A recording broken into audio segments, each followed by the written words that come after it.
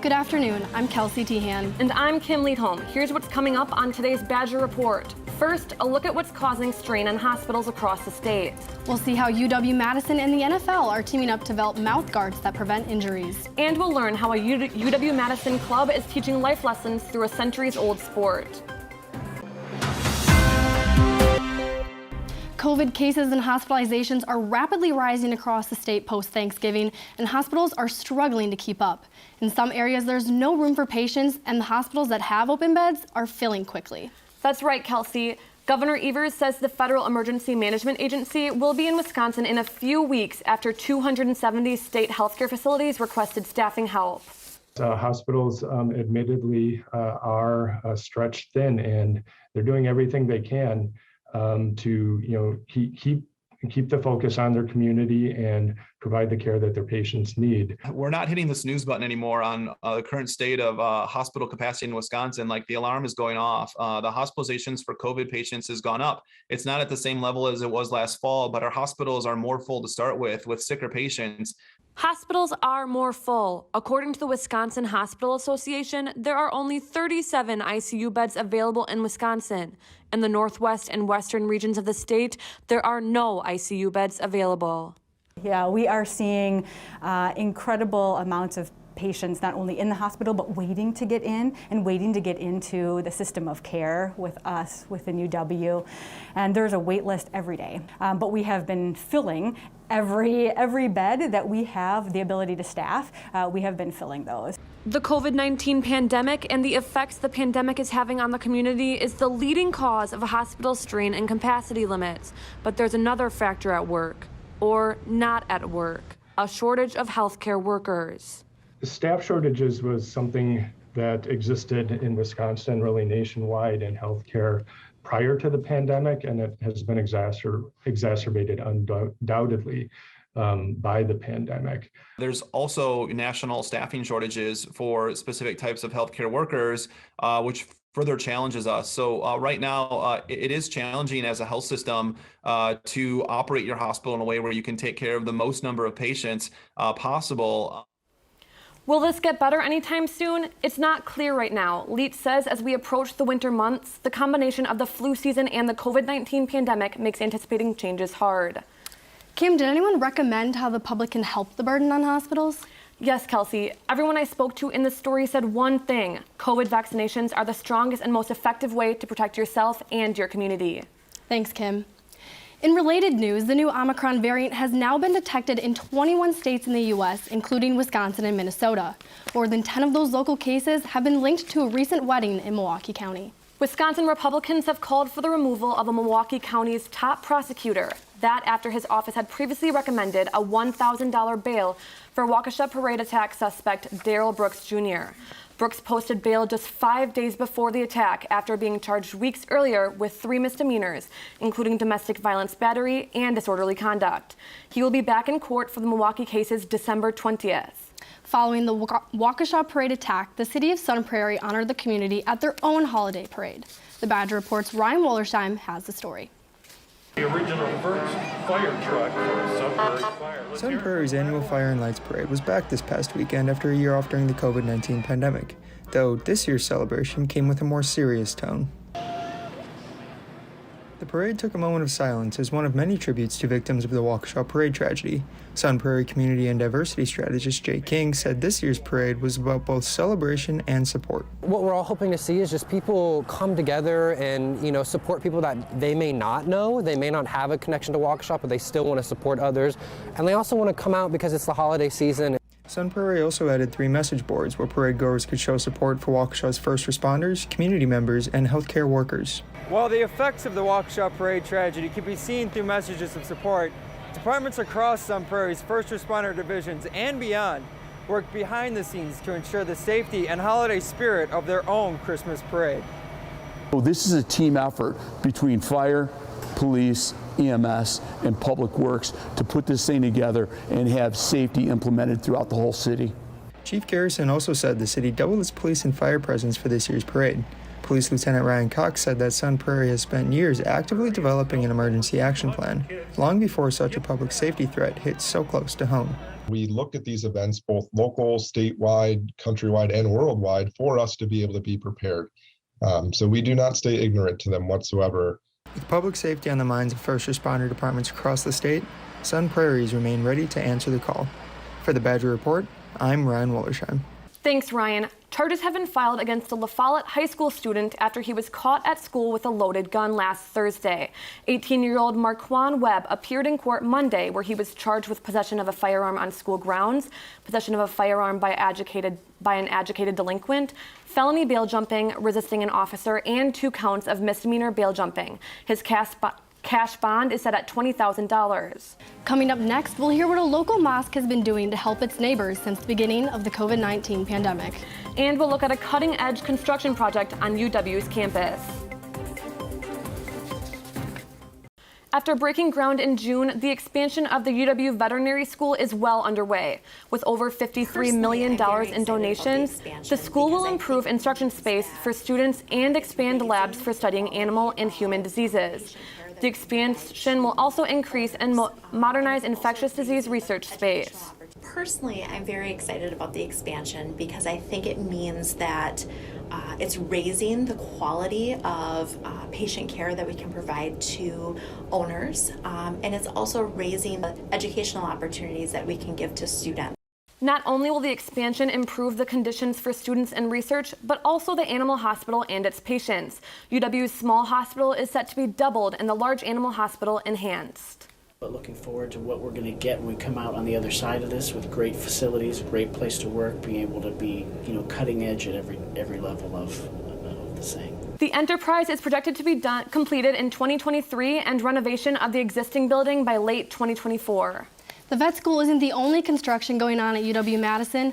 3 resident halls, Slichter, Cronsage, and Celery, currently have plans to undergo renovations, complete with new bathrooms, lounge areas, and updated utilities.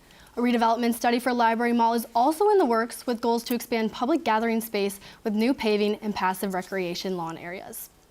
At the start of the COVID-19 pandemic, Imam Ibrahim Saeed recognized the need both within his own community and beyond. The mosque he leads on campus began hosting food drives 2 to 3 times a week. Now, the mosque has partnered with Second Harvest Food Bank and provides food for 100 families of all faiths once a week. Imam Ibrahim traces these efforts back to his roots in faith. I guess also it has to do with where I come from, where this kind of stuff is part of me. My family, my dad, my grandfather used to do that back in Africa, where people were in need. Imam Ibrahim emphasized the power of community, and although he anticipates challenges this winter with dropping temperatures, he is confident that they can continue to serve the city of Madison as a whole. Stay with us. Up next, we'll find out more about possible snow in the near future. And we'll hear about a UW graduate's recent comedy show at the Orpheum.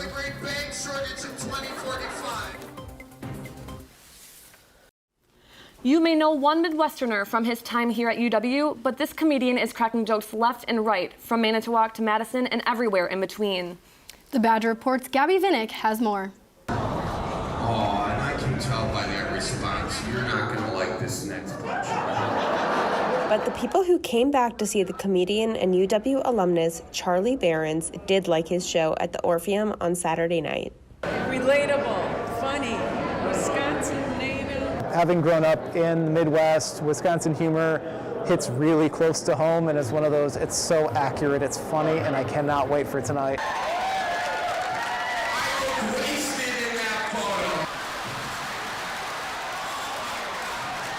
Charlie Behrens has performed in huge theaters like this one all over, but some of his fondest memories are right here in Madison. And my Manitowoc Minute character is based off of, my time in local news. So the foundation was all sort of laid at Madison. So I'm very, very thankful for it. How am I supposed to trust you if you're not adequately prepared for the great bag shortage of 2045, huh? There's sort of be nice first, ask questions later. And that attitude can get you a long way, and then also just the work ethic. I think the Midwest has a really great work ethic. as always, go Badgers and muck Michigan. For the Badger Report, I'm Gabby Vinnick. Thanks, Gabby. Well, we could all use a little more laughter this time of the year, right, Kim? Yeah, Kelsey, especially with finals coming up next week. A Wisconsin State Journal nonprofit toy drive has raised almost $137,000 in advance of the holiday season. The initiative, titled The Empty Stocking Club, will hold a distribution event to give the toys to children in need December 14th and 15th at the Alliant Energy Center. With holiday season now underway, we want to prepare you for the chillier temperatures and potential snow showers. The Badger Report's Gabby Vinnick is back here with the weather. We've had some sunny days this year, but it looks like it's time to pull out those snow boots. Winter is here and snow is finally coming just in time before the holiday season begins. Today, expect to see possible rain showers with a 50% chance of rain. And bundle up for tonight when temperatures will dip to about 30 degrees with a 50% chance of snow. And don't let the frost bite tomorrow, when winds will pick up to about 10 to 15 miles per hour. And throughout the morning, expect to see some snow showers with a 50% chance of snow and a high of 30 degrees. Temperatures will get as low as 21 degrees on Saturday night. And if you're looking to go holiday shopping on Sunday, that may be the best day for you. Winds will pick up to about 10 miles per hour, so hold those shopping bags tight. The day is looking pretty cloudy, but we should see the sun peek out later at about 40 degrees. And looking ahead at next week, temperatures will be much warmer in the mid-40s. For your Madison Weekend Weather Report, I'm Gabby Vinnick. Thanks, Gabby. Coming up next, we'll see how UW-Madison and the NFL are teaming up to keep players safer.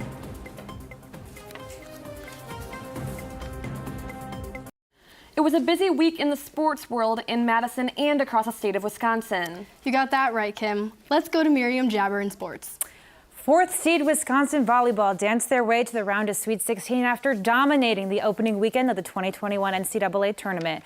The Badgers kicked off the big dance last Friday by sweeping Colgate 3-0 at the Fieldhouse. Dana Redke led the Badgers offensively, recording a team best of 14 kills. Devin Robinson and Anna Smirek also had successful nights as both Badgers added 8 kills, bringing the team's total to 45 kills of the night. The sweeping momentum continued on Saturday as the Badgers also defeated Florida Gulf Coast 3-0 to punch their ticket to the Sweet 16 for the 9th consecutive time. Grace Loberg and Yulia Orzo carried the team offensively, combining for 27 kills on 42 attacks with 3 errors for a .571 hitting percentage. Yesterday afternoon, the Badgers continued their hot streak, knocking out number 13 UCLA 3-0 to move on to the NCAA Regional Finals, which takes place this Saturday at the Fieldhouse. If the Badgers can defeat arch rivals Minnesota, the team will advance to the Final Four, which takes place in Columbus, Ohio. In the world of hoops, the number 22 Wisconsin men's basketball team is on a roll with an 8-1 start to the season and a 6-game win streak. Last Saturday, the Badgers clipped the wings of the Marquette Golden Eagles at the Kohl Center. After a sluggish first half, Wisconsin turned it around in the final minutes, with 4 Badgers putting up double digits to solidify the 89-76 victory over state rival Marquette. Sophomore guard Johnny Davis led the pack by scoring 25 points. Davis averaged 7 points a game during his freshman year, but has yet to average single digits in a game this season. Senior Brad Davidson also dominated offensively by scoring 20 points. And last night, the Badgers overcame a 22-point deficit to win their first conference game of the season, 64-59 against the Indiana Hoosiers. The Badgers continue Big Ten play this Saturday at Columbus, facing off against number 21 Ohio State this Saturday at 11 a.m. Number 2 Wisconsin women's hockey team hit its first slump of the season in a border battle against number 3 Minnesota. The rough patch began on Friday when the Badgers dropped the first game of the series 3-2 at Le Bon. The Gophers opened with a 2-0 lead in the first period, but by the second period, Wisconsin's Casey O'Brien put the Badgers on the board after scoring off of a feed from Maddie Prostig. Maddie Wheeler tied the game in the third period for a mere 9 seconds before Minnesota's Katie Skaja bounced back with the game-winning goal for the Gophers. Here's what seniors Grace Bobley and Kennedy Blair had to say about Friday's game. It's obviously tough to go from a bye weekend to play one of the top teams that came off of some great games last weekend. I think we picked it up for the second and third, and I'm really proud of our performance in the last 2 periods. We're going to lose one of these times, and I think it's a learning opportunity for all of us. We can't hang our heads and just come back tomorrow. Closed out the series in a 2-2 draw. Wisconsin will fight to pick up a win tomorrow night when they take on number 6 Bemidji State at Minnesota. On Thursday, December 30th, the Wisconsin football team goes bowling. The Badgers are scheduled to play Arizona State in the 2021 Las Vegas Bowl at Allegiant Stadium. Wisconsin's trip to Vegas marks the program's 20th consecutive bowl game and 5th time the Badgers face off against the Sun Devils. Both teams hold an 8-4 overall and 6-3 conference record, while the Sun Devils own a 3-1 series lead over the Badgers. It will be an exciting opportunity for Wisconsin to end their season on a high note. This season, the Wisconsin football team is also sporting new equipment as part of a research partnership to help reduce injury. Kelsey Tian has the story on how it's being conducted and what it means for the future of the sport. Head trauma in sports, especially contact ones like football, is a major concern for athletes. That's why UW has teamed up with the NFL to conduct research on head injuries right here on campus. So the purpose of the project is to measure on-field head impacts sustained by our University of Wisconsin football players with instrumented mouthpieces. This is just a regular mouthguard. The company that actually makes this is just a standard custom mouthguard manufacturer. The unique part is this layer of sensors that kind of wrap around the very front piece of the mouthguard. So that is the equipment that allows us to measure the head and neck movements. The Badger Athletic Performance Laboratory conducting the research is working alongside UW trainers that diagnose concussions in these players. It's by far the most significant concern that we have is making sure that we can properly diagnose and assess them for a concussion. And that's one of the reasons why these studies are so important, is because we're trying to develop baselines and gather data so we can potentially predict of who might be at risk for long-term effects from concussion. UW football players will continue to wear these mouth guards through the rest of the season in practice, as well as in the bowl game. Research will pick up again in the spring when players suit up and practice right here in the early months of 2022. It may be years down the road before we see significant changes, but the more data that we collect, the more we can learn about these types of things. For the Badger Report, I'm Kelsey Tehan. That's quite the exciting news in the football world. In other NFL news, the Green Bay Packers are coming off of a bye week and will host rival Chicago Bears at Lambeau Field this Sunday at 7:20 p.m. This has been your weekly sports update, and for the Badger Report, I'm Miriam Jabber. Thanks, Miriam. Coming up next, we see how a UW-Madison club is teaching life lessons through a century-old sport.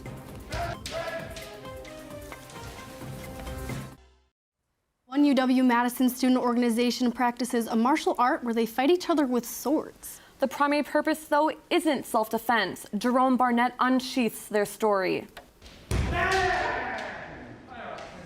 Kendo clubs is basically like Japanese-style fencing. You're supposed to hit your opponent in a specific way in order to get a point. The sword is made of bamboo. I don't do any regular sports or hit the gyms or anything, so this is my form of keeping my body in shape. That's what attracted me. I was interested in the sport beforehand. My father had practiced it when he was younger, so I'm somewhat familiar with it, but not experienced. I personally is a huge fan of Japanese culture, and I love those katana and knife stuff.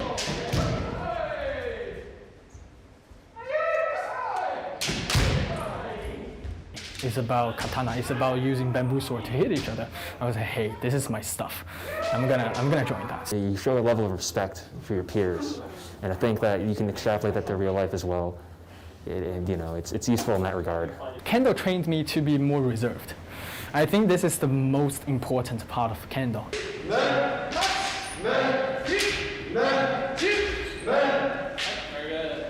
In my daily life, I learned that from Kendo, so I can control myself. I don't want to rush something. I can be more rational and think about it before acting. In real life, I think it's really important to also show respect to other people or whatever event happens in life. I think that can really translate well. For the Badger Report, I'm Jerome Barnett. The group plans to participate in a tournament in the spring semester. Thank you for watching this final edition of the Badger Report. We'd like to thank the PBS Wisconsin crew and our director, Peter Kleppen, for all of their work and help this semester. We'll see you again next fall.